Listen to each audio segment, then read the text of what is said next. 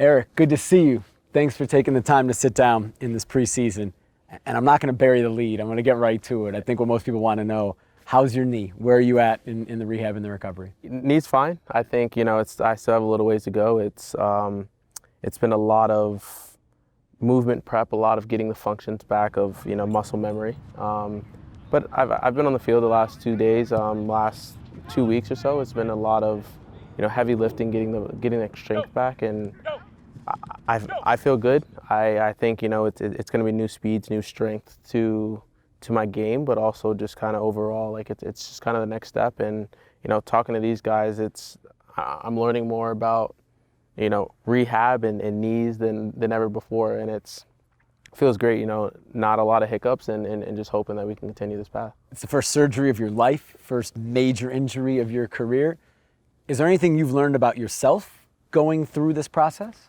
Yeah, I definitely grew a little as a person, just knowing, what I need, getting back into a schedule, knowing what it's going to take to, get that last step, get back to where I was. I did a lot of reflecting of where I was mentally, right before the injury. It was, at times it felt, it was, almost taking things for granted of playing. At times you can really feel like, okay, well, here's another game. The schedule was so hectic that it was, Monday, Wednesday, and you're like, well, here's another game, and now it's, 5 months of not playing, and I'm itching just to play possession. So it's learned a lot there, and just kind of, taking every day for what it is, and not just having it to be another day. Yeah, you talk about what was happening right before the injury. It was a really big summer for you. It was a breakout summer of sorts. You had just started for the U.S. in the Gold Cup final from 80,000 people in Las Vegas. You guys beat Mexico, and then had this injury less than a month later. Emotionally, how did you handle it happening at that time in your career when everything was really on the rise? I think that was the hardest thing. Injuries happen in sports, but the timing of this one just kind of really, cut deep. It was one where, I just earned a lot of trust with Greg and the national team, and, making my claim with the national team that, I can be there and I can play. And, a month later, it's UC qualifying, and, it's maybe a chance for me to get into that group. And, I talked to Greg, I think, a week before the injury happened, and it's like, hey, you may not come this window, but, injuries happen, hiccups happen, and I, was excited to get back in the rhythm of playing and getting there. And, once it happened, it just, that my first instinct was, well, there it is with the national team. And I know, I've been pushing myself to make sure that I can be back in a place where in 3 months I can be, ready to play and ready to go, and hopefully, elevate my game even more to try and get back into that group. One thing that I think I hear a lot of injured players talk about is one of the most difficult things is being disconnected from the group. How was it for you, being isolated in a way in your rehab at the end of last season? I try to keep it, a part of the group, but not the main focus. Being someone who's every day coming in the locker room and making sure, I can make other guys laugh, I can make other guys smile. And, we had a little bit of a down, or we kind of went really, really positive after, the injury. And a part of it was, I was down, but seeing everyone else just kind of like, hey, it happens, we're here for you, whatever you need. And, having that support, I knew I needed to support them however I could. And then having the run that we had, it made me want to train even harder. And I think that was like my biggest thing is, training harder. Guys are seeing, okay, well, he's hurt. He's still, trying to, come back and do whatever he can to be a part of this team. And I go in video and, we'll make a joke or two with Gio, and it's like, just trying to keep the overall core together. And I think, preseason so far has been good, because I think a lot of guys are, already sick of me being so happy, but it's what I want to do, and a part of just kind of staying connected with the group. Yeah, what is your role in the locker room? You hear a lot of people say you're the funniest guy in the team. You're right now, you're saying you're a jokester. Is that right? And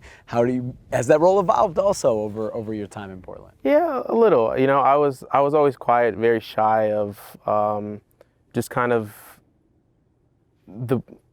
people we had in the locker room. You have the Valeries and the Chars. Char is super quiet, and it's someone that, I don't want to go and make a joke with Chara, too soon. And now it's, I don't think I can walk past Chara without him making a joke towards me. So like that just kind of grew our relationship, and that's how I think that evolved a little bit. But it's also a little bit of that's our culture now is we're super serious on the field. We make sure we get our job done. But the moment we're stepping off the field, it's, guys just taking shoes and trying to throw them over fences and just little things like that I've noticed over my time here has been, I feel like everyone wants to mess with me, and I think I take it pretty well, but it's one that, I'm trying to get back at them at the same time. I know down here in Tucson, you are a leader of a van. You are a driver of a van. I've seen you at least driving around. That's a big responsibility. How did you get that role? Who's in your van? Well, I got stuck with Larice, Ish, and George. And unfortunately, I'm the youngest, so it's one of those, like, you're still young, you drive. So, sometimes I'll unlock the car and hop in the back, and, I don't think anyone's going to force me out the car. So we've been switching, but, being a van leader is nice because it's, I try to get everyone on the right time, and then you have guys like George that, he has no worries in the world. So he's just, takes his time, and it's been great. I think our van has been, leading the way in terms of, the vibes and the overall, energy that I think is coming into the locker room. Connected to YouTube, bro. You see every morning we're, probably the second to last van to come in, and everyone else is there. You see all the young academy kids super quiet, and it's just kind of, once we come in, everyone like kind of loosens up a little bit. It's like a lot of the tension's gone, and I'll take credit that our van is making sure every morning we're just ready to go. Describe those vibes. What are the vibes of your van? We got a lot of different music. We have Larice who takes us back to, the 2000s with being from France. He listened to a lot of rap music, and we talk about, all right, who's the best artist, and maybe one day we'll play a little of Drake. The next day it's Jay-Z, and we're getting little history lessons of how Larice got into rap music, and then that somehow turns into Afro beats, and George being in Europe and all over the world, he kind of is bringing his music into the car, and starts off kind of slow.